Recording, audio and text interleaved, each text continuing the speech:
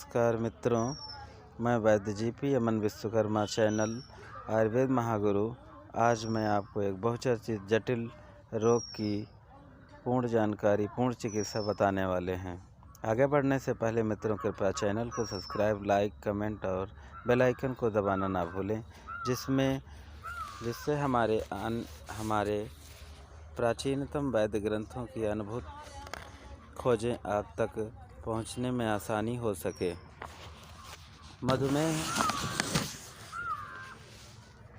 ऐसा रोग है जिसमें रक्त में शुगर की मात्रा बढ़ जाती है। यह रोग मुख्यतः अग्नाशय ग्रंथि से संबंधित होता है। अग्नाशय की स्थिति शरीर में अमाशय के ठीक नीचे ऐसे होती है मानो अमाशय के लिए बिस्तर का कार्य कर रही हो। जब किसी कारणवश इंसुलिन नहीं या कम बन पाती है तो कोशिकाएं भूखी रह जाती हैं। अग्नाशय 3 प्रकार का हार्मोन्स स्रावित करता है। इंसुलिन, दूसरा है ग्लूकॉन, तीसरा है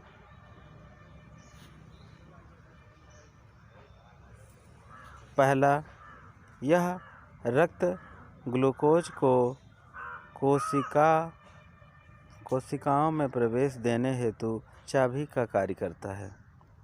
ग्लूकागान, यह लीवर में संचित ग्लाइकोजन को ग्लूकोज में परिवर्तित कर रक्त में ग्लूकोज को बढ़ाने का कार्य करता है। तीसरा, यह इंसुलिन ग्लूकान के मध्य संतुलन बनाने का कार्य करता है।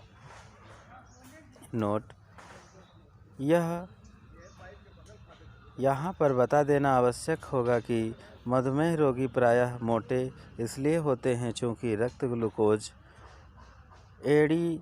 एडिपोज ऊतकों में आसानी से परिवर्तित होकर संचित हो जाता है। मधुमेह होने का कारण जान लेते हैं। इंसुलिन की कमी, आहार में आवश्यकता से अधिक ग्लूकोज सेवन, अग्नाशय की अल्प सक्रियता, मानसिक तनाव, शारीरिक श्रम की कमी, किडनी की अल्प एवं अतिक सक्रियता, किडनी संक्रमण और अग्नाशय संक्रमण। वंशानुगत मधुमेह रोगी में 2 दशाएं देखने को मिलती हैं। पहला, हाइपर ग्लाइकीमिया। इस दशा में रक्त में ग्लूकोज स्तर बढ़ जाता है। दूसरा हाइपोग्लाइकीमिया। इस दशा में रक्त में ग्लूकोज स्तर कम हो जाता है। लक्षण इसके हैं: अत्यधिक भूख लगना, अत्यधिक प्यास, अत्यधिक मूत्र आवृत्ति, थकान, कमजोरी, अधिक नींद आना, चिड़चिड़ापन, शरीर पर चींटियाँ रेंगने की सी अनुभूति होना, मूत्र में चींटियाँ लगना, घाव शीघ्र न सूखना, शरीर धीरे धीरे सूखता चला जाना। आइए औषधि के बारे में जान लेते हैं।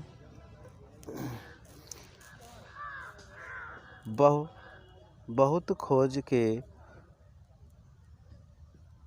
होते होते आज मुझे यह औषधि प्राप्त हुई है। गिलोय, जिसे अमृता कहते हैं, उसका 1 पत्र। बेल, जिसे बिल्व कहते हैं, 1 पत्र। तुलसी पत्र 11। काली मिर्च 7 दाने। इन सभी को पीस कर कल्क बना लें। कल्क बनाकर आधा गिलास गर्म जल में घोलकर प्रातः और सायं खाली पेट धीरे धीरे सेवन करें। चिकित्सा सूत्र: टहलना नहीं तो औषधि नहीं। रोगी को कम से कम 3 से 5 किलोमीटर स्वतंत्र होकर प्रातःकाल टहले। परहेज: आलू, चीनी, जूस, चायपत्ती। भोजन के तुरंत बाद कम से कम 200 कदम नित्य टहले। उपरोक्त चिकित्सा